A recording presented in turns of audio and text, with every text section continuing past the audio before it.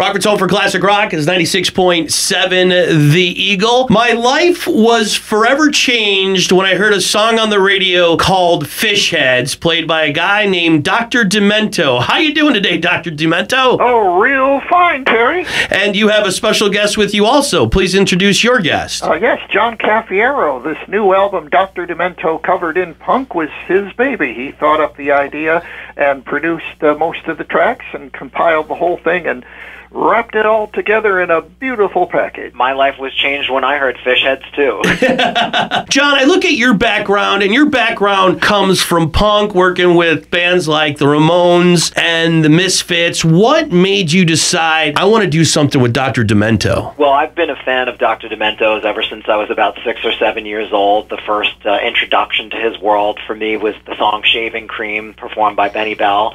And after that, I just tried to immerse myself in it as much as I could. It was a little difficult because the Doc's show, I live on the East Coast, and I grew up on the East Coast, and the Doc's show changed stations very frequently at that time, and there was no internet. Everything was word of mouth. So the show itself almost made an impression on me like this elusive UFO that would reappear and disappear without warning. So I followed it as much as I could, but the thing that I was able to grab onto the most that I could always depend on being there were his records. So when the Doc started to do compilation records that would collect these novelty tracks, I loved those as a kid, and it was so much fun listening to them and sharing with my friends, and I just thought it would be amazing to put a contemporary spin on that and for the first time create new content. So I wanted to seek out classic and contemporary punk bands to do punk rock cover versions of the novelty songs that have been made famous on the airwaves of the Dr. Demento show. What Dr. Demento was doing with the novelty songs and stuff, and you look at punk rock and what those artists were doing, it kind of goes hand in hand. Absolutely. You really hit on something that is a philosophy of mine, even part of this project, is that there's a kinship or a symmetry between the punk rock community and the novelty music community. I look at that movement when Dr. Demento first broke and started to become a thing as sort of the demented music movement, which Fish Heads was the pinnacle of for me. And with punk rock, it was about not only keeping it loud and fast and to the point, but it was really about being yourself against the odds and going against the grain, and that's what a lot of the novelty artists were doing. It was really being yourself at a time when being different wasn't really as widely accepted.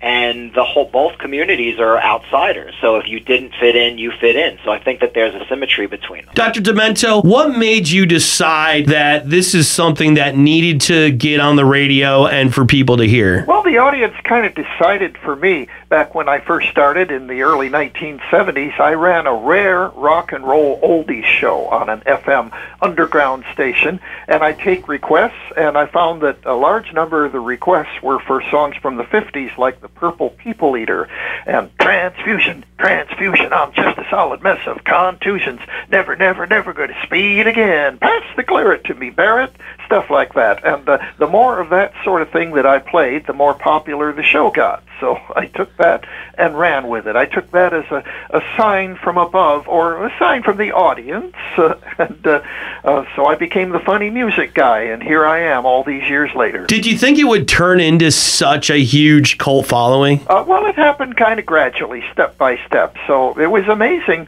When it spread nationally, I became the #1 most listened to show in Los Angeles, and that got syndicators interested, so syndication started in '74, and the syndication show had a bunch of good years, and now it continues online, drdemento.com. I do a new show every week.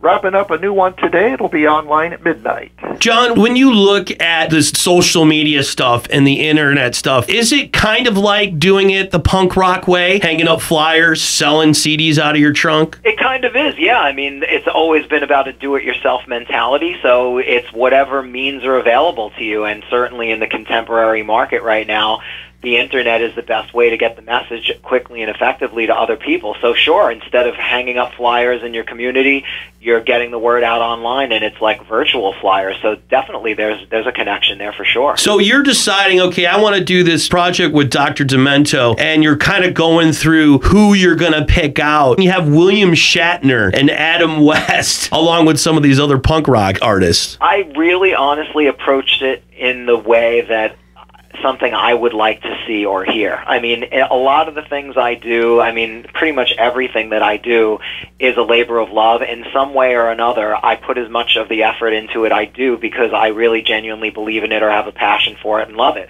So what you're seeing is what I envisioned would make for a great show. So all of these different punk bands, for one reason or another, I thought they would be a great representation of the punk community and the various shades of gray of punk rock that are out there, and that they might have the personality that would be a perfect fit for this track or that track. And then the other personalities that round it out, like people like William Shatner and Adam West and Weird Al Yankovic, I just thought they would be assets to the project that would just bring a whole other dimension of fun to it. And I really feel that it's worked out that way, so much so that to our pleasant surprise, we found out yesterday this is the #1 comedy album in Billboard. Oh, that's awesome. Congratulations. Thank you. Now, Dr. Demento, the way it's set up, it's kind of like a show, isn't it? You have commentary and stuff. Yeah, that was John's idea, too. I attempted a little of that on one of my earlier albums, but this is the first one where the whole album is just like listening to a Dr. Demento show on the radio, complete with the IDs by Weird Al and Elvira and people like that. What made you guys decide that that was going to be a good way to do this project? I really wanted to try and introduce a whole new generation to the fun experience of discovery of the Dr. Demento show, because the show was, of course, first and foremost about the music. I mean, the Doc would always curate a great playlist of cool, eclectic music that you might not hear anywhere else.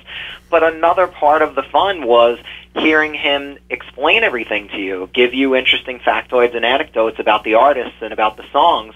And I thought that adding that layer to this would really make for something special. It would kind of introduce a whole new generation to the Dr. Demento show experience, and also in many ways introduce the younger generation to the lost art of classic radio, because as you brought up, everybody is so immersed in the internet and social media that people are just creating their own playlists.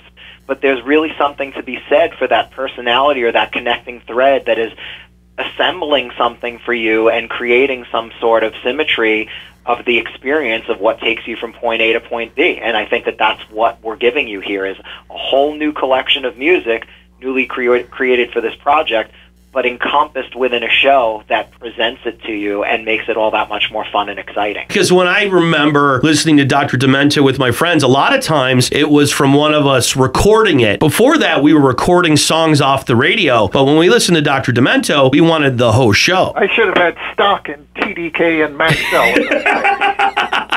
Are there bootlegs out there of you, Dr. Demento, of your old shows? Well, there are lots of recordings passed around, and of course you can find them all online. You can find over 1,000 of my older shows online at drdemento.com, along with a new one each week. Thank you so much, Dr. Demento. John Cafiero, thank you so much. The album is called Dr. Demento Covered in Punk. Everyone should go check it out. It brings back the old school days of radio and Dr. Demento. Thanks so much, guys. Thank you, Terry. And I'd just like to say that if anybody wants more information or wants to sample the tracks or order online, please visit coveredinpunk.com, and you'll get the whole rundown on what this record's all about. Rockford's home for classic rock. It's 96.7 The Eagle.